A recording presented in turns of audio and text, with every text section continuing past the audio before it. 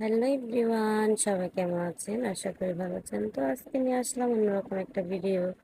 আজকে একটা ছোট্ট ট্যুরের ভিডিও নিয়ে আসলাম। যাচ্ছি মামা শ্বশুরের বাড়িতে। আমরা সবাই বেরিয়ে পড়েছি।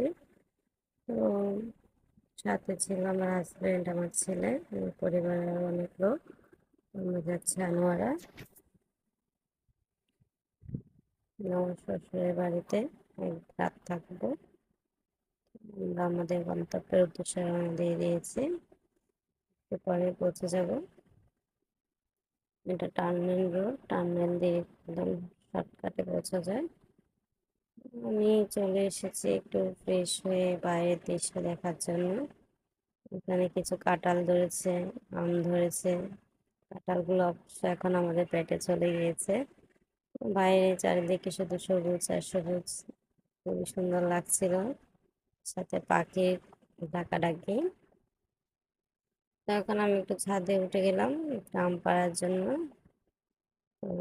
ক্যামেরা বন্দি করে নিলাম।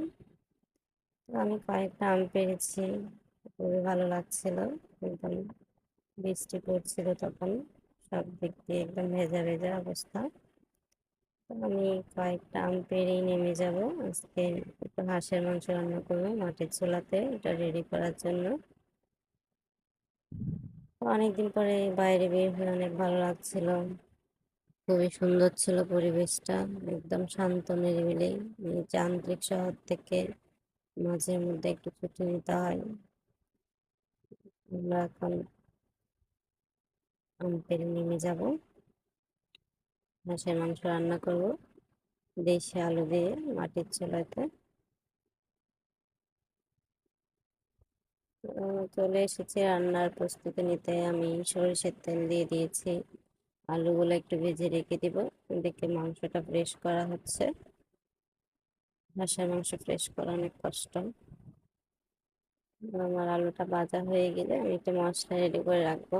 মশলার মধ্যে থাকবে মরিচের গুঁড়া, হলুদের গুঁড়া, স্বাদ মতন লবণ, পেঁয়াজ বাটা, আদা বাটা, রসুন বাটা, আর হচ্ছে ধনে আর জিরে বাটা। তো আমি আলুটা একটু ভালো মতন ভেজে নিচ্ছি। আমার আলুটা ভাজা হয়ে গেছে, এটা নামিয়ে নেব। তারপরে মশলাটা ভালো মতন কষিয়ে নেব। প্রথমে আমি পেঁয়াজ টমেটোটা ভাজতে দিয়ে দিয়েছি। এরপরে আমি মশলাটা ভালো মতন কষিয়ে নেব। এরপরে মাংস অ্যাড করে দেব।